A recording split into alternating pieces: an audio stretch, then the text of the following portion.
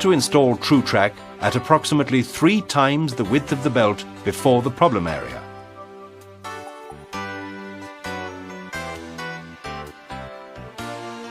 Use slings or chain blocks to lift the conveyor belt at the point of installation.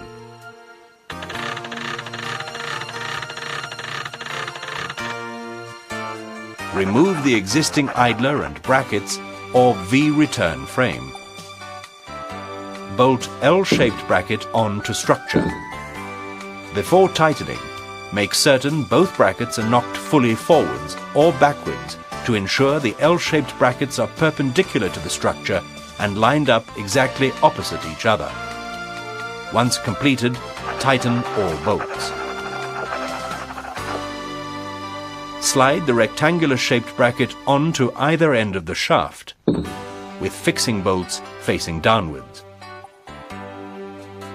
Lift up TrueTrack and bolt the rectangular-shaped bracket onto the L-shaped bracket, ensuring that the corresponding set of holes are used.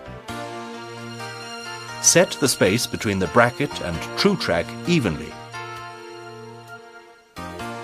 Distance A must be the same.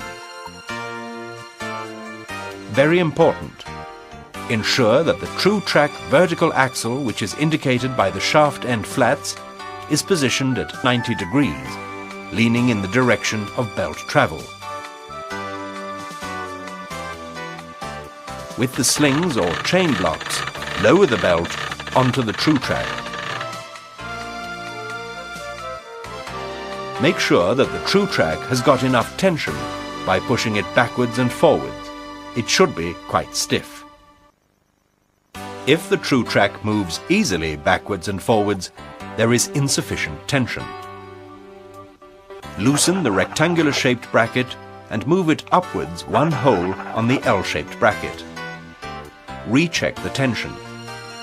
If it is still insufficient, move up another hole until you achieve sufficient tension. Recheck that the shaft end flats are set at 90 degrees or slightly forwards, in the direction of the belt travel.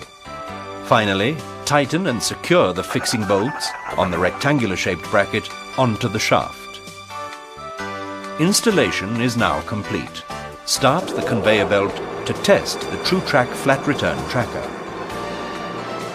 Test that the TrueTrack tracks the belt from both sides. Using a blunt object, manually detrack the belt by pushing the outside of the TrueTrack fully in one direction. When you release it, the TrueTrack should automatically center the belt. Repeat this test by pushing the outside of the TrueTrack fully in the opposite direction. If installed correctly, it should centralize the belt from both sides. If the TrueTrack detracks the belt, recheck the angle and direction of the shaft end flats. If the TrueTrack remains kicked in on any one side, increase the amount of tension. If the problem persists, knock existing idler brackets or frames before and after the TrueTrack perpendicular and horizontally aligned to the conveyor structure. When you cannot achieve sufficient tension, you may find it necessary to install a tension idler prior to the TrueTrack. This removes cupping from the return belt and ensures equal pressure across the entire surface of the TrueTrack.